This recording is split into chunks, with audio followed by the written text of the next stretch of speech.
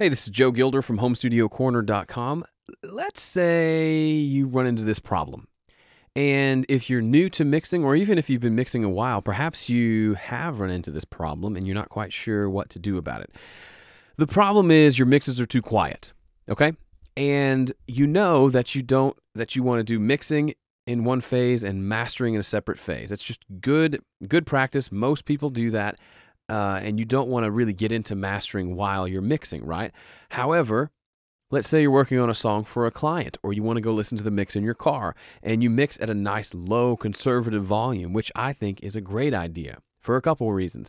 One, mainly just for one reason, it allows you to not have to worry about clipping your master fader at all. So you don't play that game where your mix is 90% done, you turn up one thing, and now you're clipping, and you have to go turn everything down and your mix kind of comes apart. It's not fun. What I suggest, turning up your speakers to a louder level and bringing your faders down so you have a nice conservative level over here on your master fader. Here's an example of where my mixes typically fall on my master fader. And I'll actually change this to RMS to make it nice and easy to follow. Here you go.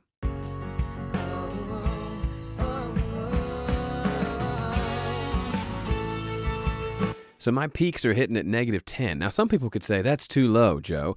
I say, guess who doesn't have to worry about peaking at all and clipping my master fader? This guy, okay? It's a nice, freeing place to be. I can crank something up and not have to worry about it at all. Now, when it comes to mastering or exporting this to listen in my car, yes, it's going to be quiet, but that's going to be the case even if my mix was louder. It's not going to be nearly as loud as a mastered mix. So what do you do in those instances where you're not done mixing but you want to listen in your car? So you need a little extra volume so you can actually hear it over the interstate and road noise, but you don't want to apply a bunch of mastering processes to it because you just want to hear the mix as it is.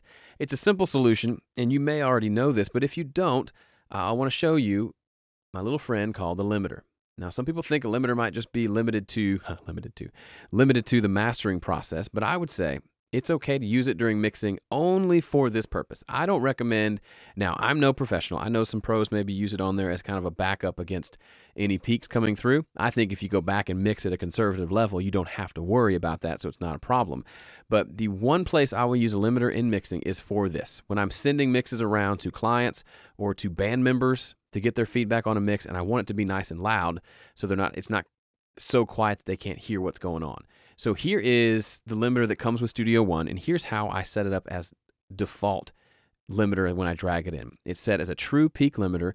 The ceiling is -1 dB, the threshold's -1, and it's got a 100 millisecond release.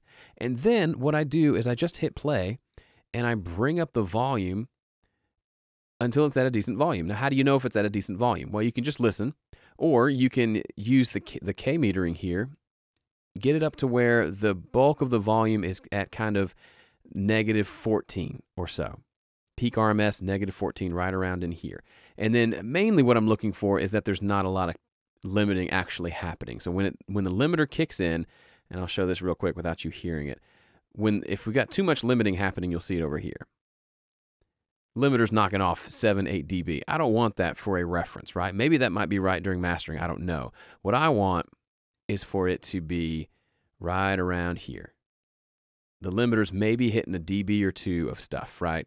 It's just catching a few peaks. It's probably still a little much. And bring it down to 9. So now my level is right around the 0 mark at K14. The peaks, you can see the average is about -14 or so. You can even go a little quieter than that. This is actually plenty loud. You may say, oh, that's got quite a bit of limiting happening. Let's go down another dB. And then that's where I sit things. And now I can export this and everyone can hear it fine, but it hasn't really been mastered, so I don't feel like I've done anything to hurt the mix. So here's what that sounds like now.